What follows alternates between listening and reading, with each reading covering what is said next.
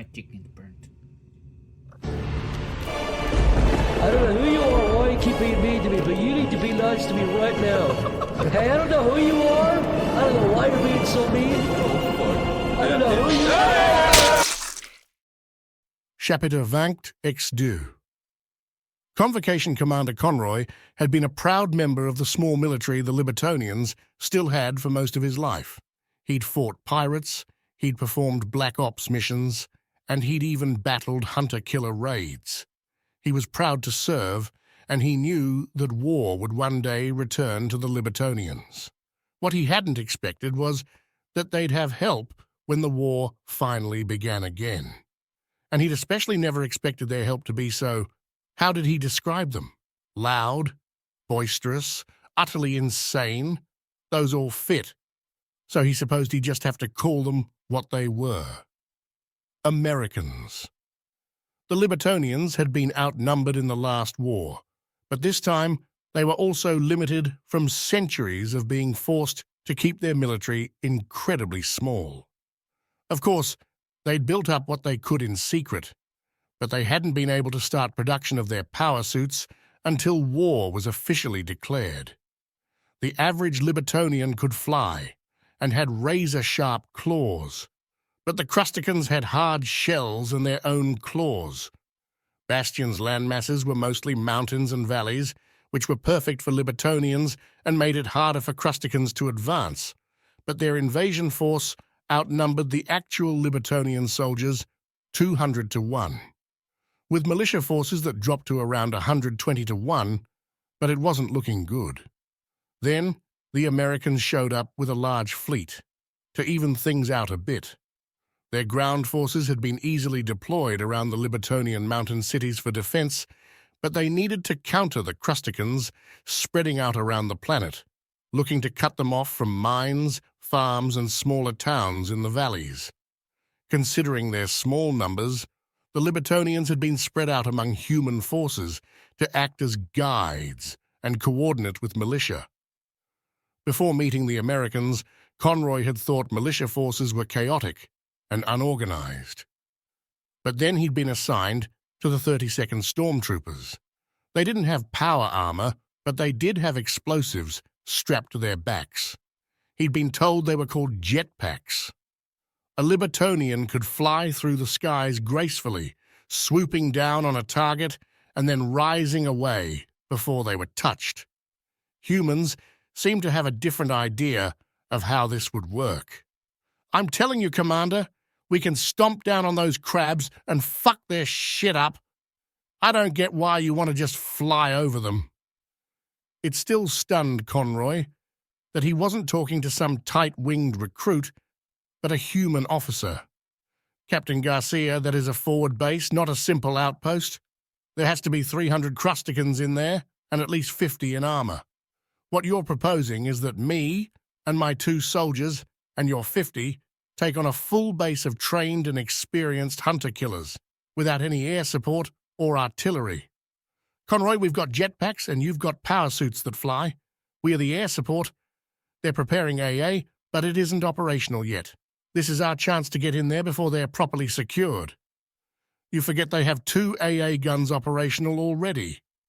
Yeah, but there are 2 recon teams in position and ready to snipe the crabs out of the gunner seat before we're in range.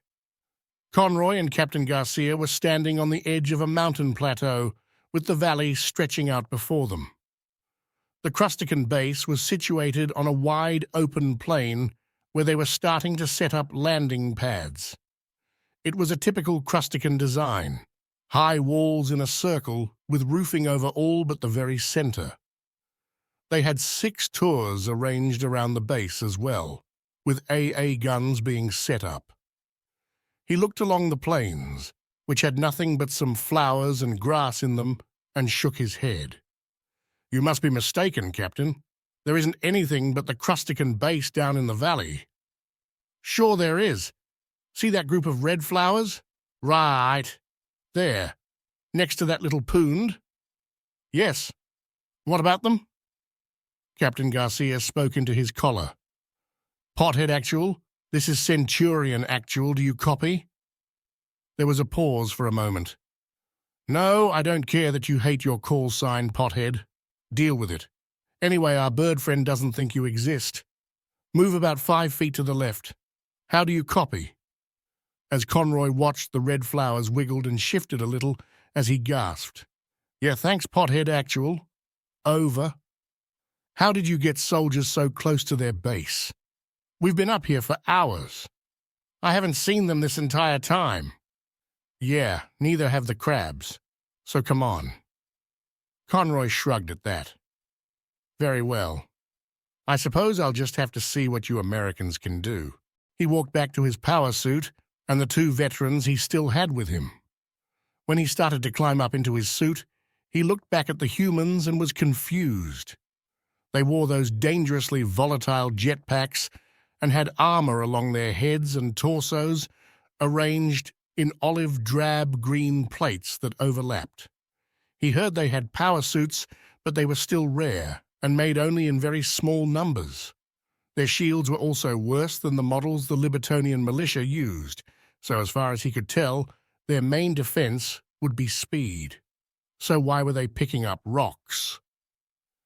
Once Conroy had climbed into his suit and the armor sealed around him, powering up, he spoke over the speaker. "Why are you and your soldiers picking up rocks?" "This gravity is really light compared to what we're used to. We don't fall enough on our own, so we need these." Conroy gasped out as he looked at them all picking up giant rocks from the plateau. "You can't be serious." "Sure we are. Want a race?" "What?" Conroy blurted out, as the humans turned and then shot into the sky. All 50 of them had giant rocks in their hands as they arced out over the valley.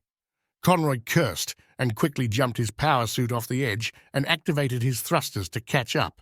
He kept expecting the AA guns to start firing, but the crabs on those towers got knocked off somehow. The recon teams? He still didn't understand how they'd killed the Crusticans, but his mind was on the battle ahead. The humans dropped out of the sky, and he expected them to let go of those rocks, but instead they kept holding them, dropping into that small open circle at the center of the base. When he dropped down, they had already started to attack, and to his shock, they were throwing the rocks at the Crusticans. They had ballistic weapons, but some didn't unholster them yet. All around him, the humans were smashing the hunter-killers with rocks, as if they were pre-industrial barbarians. "I bet I can kill more of them with a rock than you," he heard a human say to another. But then the hunter-killers overcame their initial shock and began to fight back. That's when the humans finally pulled out their guns and a battle cry rose up. "For liberty! Freedom!" And Billy Bob's space trucker Billy Bob was standing out in the Pulvian forest, his ship in the small clearing behind him. It didn't smell like a redwood forest like he remembered as a kid, but overall it smelled pretty foresty. Brown trunks, green leaves, something that resembled acorns but the size of his head. Not bad. The 3 archangels he'd been talking to walked out of his ship as he looked around, their little campsite.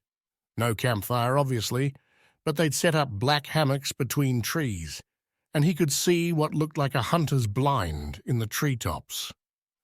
It made him think back on camping with his family, and he smiled. Then he heard Emily call out, "Billy Bob!" He looked around, but got taken by surprise as she dropped out of the trees in front of him. He kept forgetting she could fly.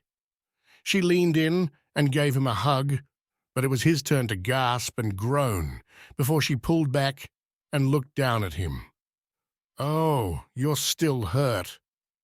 "Yeah. I did get my ass kicked pretty hard at the museum." What would ass pain have to do with any of that? She sounded confused before shaking her head. "Human expression? Never mind. I get it." Yeah. How are you, though? Have these humans been treating you all right?" "Oh, of course. I was so worried we wouldn't make it back at the museum. When they showed up, I can't tell you how relieved I was, and they've been teaching me how to hunt from the ground." It's a very strange concept. I want to fly and swoop down, but they tell me not to break the tree line. What were you doing up in the treetops then? I can't fly, but I can still get up there and scout. How have you been since the museum anyway? You did good. Did you have combat experience? No, but I've hunted. See, I just could never do that. Emily paused at that, and Billy Bob looked over at the others. Any of you know what I mean? Killing someone because they're trying to kill you is pretty easy. It's just like, well, fuck if it's me or you. I like me way better. But animals? I just never got the feel for it. Don't get me wrong, all respect to hunters, I guess I'm just a pussy. The archangels had stepped forward. Carl was still the only one who had taken her helmet off. No, I get what you mean. The other two looked at her when Captain Crunch spoke up. Really? I thought you've been hunting? No, but I do go fishing. See, fuck fish. I don't give a shit about fish. I don't mind killing them, Billy Bob said as Emily stood next to him, seeming confused. But in general, it's kind weird for me to kill something minding its own business. Except fish? Emily asked. Yeah, I don't know. Go fly fishing, catch a nice trout, have it for lunch, super fresh, after cooking it up in a Dutch oven. Good stuff. But killing an elk or deer with a rifle, they're just trying to eat or sometimes get lucky. He shrugged. But you killed those creatures back on the station when we were trapped by the space clown. The what? Sergeant Sampson asked. Dude, worst species of all. It's these freaky fucking space clowns. They can float around and move really fast and have razor-sharp claws and teeth and a third eye in their forehead. Whoa, slow down. There's a species that dresses up like clowns? No, that's how they look. Giant feet, fat bodies, red noses, white creepy faces. They try to sacrifice innocent people to appease some creepy-ass space clown god. Wow. Fuck that, Carl muttered. Think we'll have to fight them in the war? No. Everyone in the galaxy apparently hates them, Billy Bob said. Well, look at that. Universal constant. Everyone hates clowns, Sergeant Sampson said with a nod. Emily finally spoke up again. Okay, but if you all hate them, why do you have them? The humans were quiet as she looked around. Can any of you explain why they still exist among your species if you all hate them so much? Huh? She looked around, as they were all still quiet. Finally, Billy Bob spoke up. I bet it's the Europeans' faults. Yeah, Sampson and Carl said with a nod before Billy Bob continued. The French probably figure if we get rid of clowns, mimes are next. So they protect them, somehow, behind the scenes, because we'd all rather have mimes than clowns. But if there were no clowns, we'd boot mimes too. Yeah, that sounds reasonable, Carl said with a nod. No, it's not the Europeans, Captain Crunch said firmly. I don't know why we still have them. They creeped me out as a kid and I'd never hire them, but someone still does. So, I don't know. Well, anyway, those animals were trying to kill us. I squished those headless Ewoks because they were creepy. Carl frowned and arched a brow as she heard him say headless Ewok. But I felt bad for the Pogru because killing an animal clean and cutting its tendon and hearing it scream is way different. Like if you go to squish a spider, because it startled you. But when you have it in the ball of toilet paper and you squeeze and you both hear and feel that pop. The archangels groaned as he said that. Yeah, you know that pop. Please don't talk about stuff like that, Carl said. Most bugs just sort of smear and it's no issue. But every so often. She shuddered as goosebumps rose on her skin, obviously reliving that experience in her head. Okay, we need to stop talking about this stuff, Captain Crunch said. It gets us nowhere. He was the one who started it all, Emily said, pointing at Billy Bob. Oh, right. What did I originally ask? You asked how I was and then went off on hunting. just saying that I couldn't do it myself. Billy Bob? Oh, right. Well, you seem okay. You were amazing in that power suit. Did I say that? I kind of forget. You're good. The Archangels are good. We're all good. Yes, but I think they might be those meatheads you talked about before. When they leave their armor at night to sleep, they look all muscular and bulky. The Archangels looked at Billy Bob, who looked at them and then back at Emily, looking confused and unsure. Ah, what are we talking about here? When you were first talking about humans and how your food deposit is natural, she poked his gut, and he laughed for a moment at the sensation. Then he had to think back on their early conversations. Oh, how this is normal and healthy, and some humans have a disease with meat in their brains, so they work out way too much? He could feel the eyes of the Archangels boring into him. Yeah, I lied. They're way healthier than I am. I'm fine, but it's not like I'm a prime example of human physique. I got a bit of beer gut, but I'm strong. I'm on the blue-collar workout routine after all. Wait, you're not in top physical shape? Hell no! She stared at him for a moment, obviously a little confused. But you're fighting and running and strength. You beat up those Borks and fought for hours without rest. Yeah, I'm a little stronger than your average human, but that's about it. I'm slower than most too. I'm pretty normal. He pointed to the Archangels.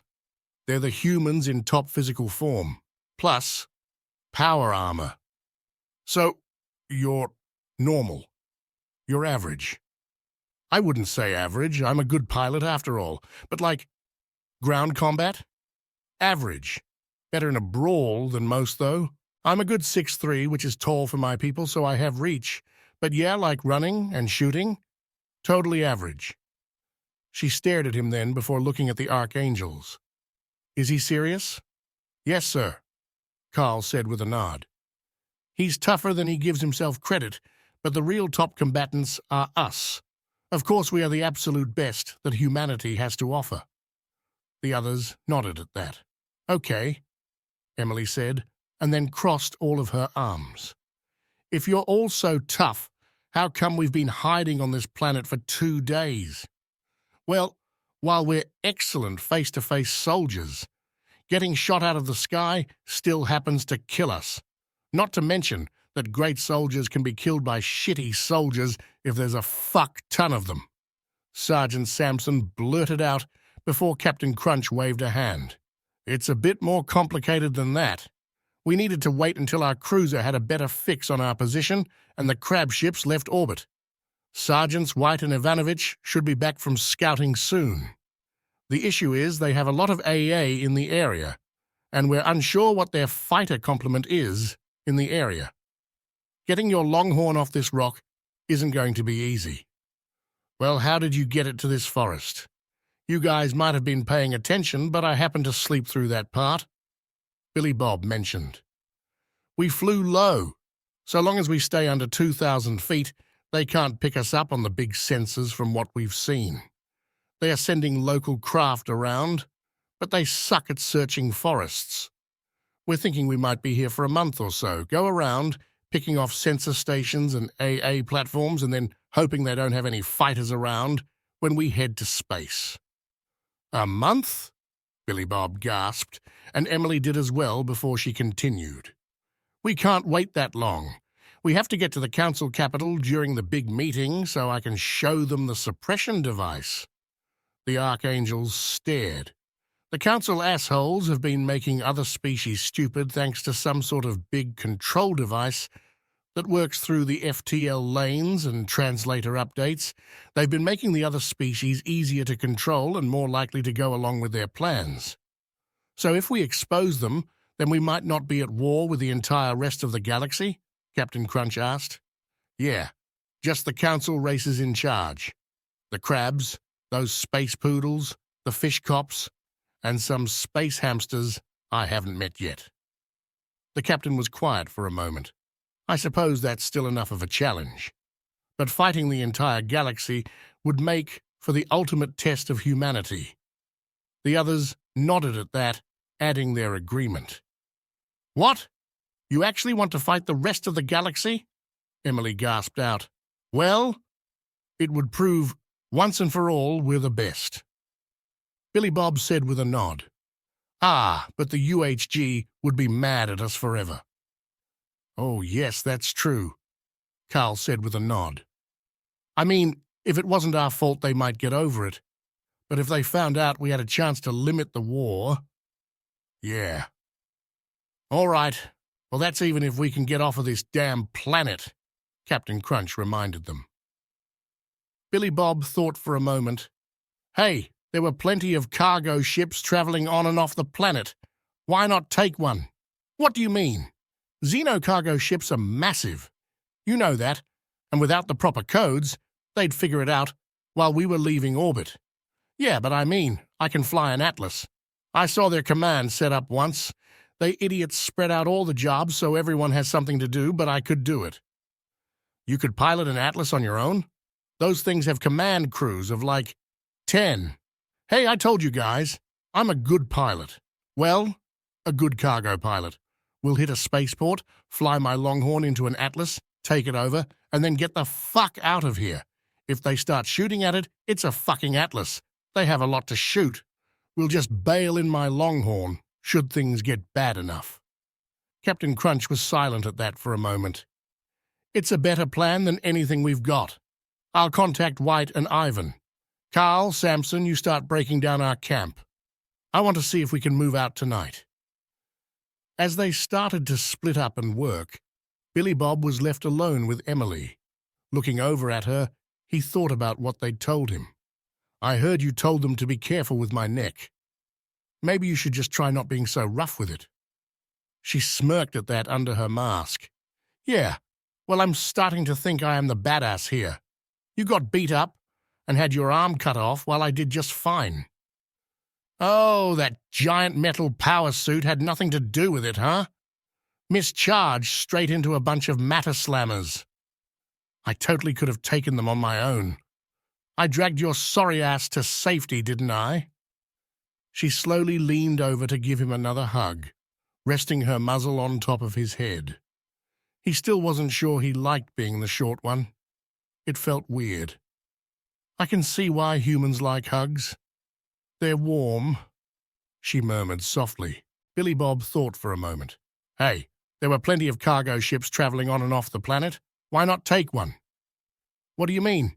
Xeno cargo ships are massive. You know that, and without the proper codes, they'd figure it out while we were leaving orbit." "Yeah, but I mean, I can fly an Atlas. I saw their command set up once. They idiots spread out all the jobs so everyone has something to do, but I could do it." "You could pilot an Atlas on your own? Those things have command crews of like 10. Hey, I told you guys I'm a good pilot. Well, a good cargo pilot. We'll hit a spaceport, fly my Longhorn into an Atlas, take it over, and then get the fuck out of here. If they start shooting at it, it's a fucking Atlas. They have a lot to shoot. We'll just bail in my Longhorn should things get bad enough." Captain Crunch was silent at that for a moment. "It's a better plan than anything we've got. I'll contact White and Ivan. Carl, Samson, you start breaking down our camp. I want to see if we can move out tonight." As they started to split up and work, Billy Bob was left alone with Emily. Looking over at her, he thought about what they'd told him. "I heard you told them to be careful with my neck. Maybe you should just try not being so rough with it." She smirked at that under her mask. "Yeah. Well, I'm starting to think I am the badass here. You got beat up and had your arm cut off while I did just fine. Oh, that giant metal power suit had nothing to do with it, huh? Mischarged straight into a bunch of matter slammers. I totally could have taken them on my own. I dragged your sorry ass to safety, didn't I?" She slowly leaned over to give him another hug, resting her muzzle on top of his head. He still wasn't sure he liked being the short one. It felt weird. "I can see why humans like hugs. They're warm," she murmured softly. Yeah, well, don't expect me to let you tear my throat out with your teeth again. He had an arm around her as he carefully avoided crushing her wings. But I am glad you decided to save my arm, and me, at the same time. How could I give you double high fives if you lost it? Came her reply. He took a slow breath of the forest air and thought it over. Maybe the archangels were right about Emily, but that would have to wait until they were off this planet, and then for him to fully recover. So he didn't want her getting too comfy too fast. She felt him shift a little, and then her eyes opened after she heard the noise. Did you just... Sorry, I'm still sore and tired. It just kind of slipped out. She quickly moved away from him. Billy Bob. Hey, humans fart. You're going to have to accept that. Ah, at least I can fly away from you out here. I swear to God it's not that bad. You're exaggerating. As she flew up into the treetops to help them scout, he shrugged and began to limp back to his ship. Good thing she didn't realize he could make that noise with one hand and an armpit. And so ends another chapter in the adventures of Billy Bob Space Trucker. But I don't know. The captain stood forward, looking down at Billy Bob. Well, Lieutenant, you want that promotion, right? This is how you get it. The fate of humanity's first Xeno alliance, and an incredibly important alliance at that, now that sparked an intergalactic war, rests on you, keeping that diplomat happy. So you do your country proud, and you make sure that Xeno is happy. Billy Bob winced a little. But the captain stuck a finger in Billy Bob's chest. No! You know I'm right. It doesn't have to be now, but you better figure out how to repay her feelings. Now get out there and let her know you're all right.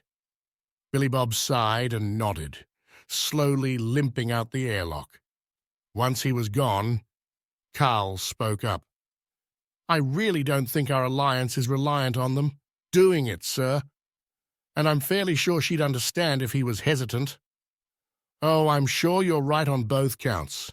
She's very nice. But if he thinks he's getting a promotion without working for it, then he's wrong. Now then, let's go figure out how to get those star-crossed lovers off this planet. The archangels chuckled and walked out the airlock, leaving Mittens alone in the cabin. The cat quickly took his chance, jumping from the counter to the nice warm bed the one who normally fed him had been hogging for so long. He curled up happily on the warm bunk and began to purr. And so ends another chapter in the adventures of Billy Bob Space Trucker.